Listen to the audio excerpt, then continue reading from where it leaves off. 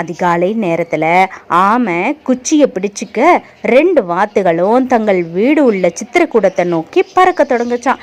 இந்த மாதிரி பறக்கிறது ஆமைக்கு ரொம்ப சந்தோஷமா இருந்துச்சான். நகரம் நெருங்க நெருங்க அங்க உள்ள சில குழந்தைங்க வாத்துகளோட ஆமை பறந்து போறத பார்த்து அங்க பாருங்க அங்க பாருங்க அப்படின்னு கூச்சல் போட்டாங்களாம். குழந்தைங்களுடைய கூச்சல் ஆமைக்கு எரிச்சல் ஊட்டிச்சான். தான் வானில் பறந்து கொண்டு இருக்கிறத மறந்து ஏன் சத்தம் போடுறீங்க அப்படின்னு திட்டுனுச்சான். குச்சியை பிடிச்சிட்டு இருந்த வாய் திறந்ததுனால உயரத்துல இருந்து கீழே விழுந்து ஆமை இறந்து போயிடுச்சான். வாயை மூடிக்கொண்டு அமைதியா இருக்க முடியாத ஆமைக்கு கிடைச்ச தண்டனை தான் இது. அமைச்சர் இந்த மாதிரி ஆமை இறந்த கதையை சொல்லி முடிச்சாரா.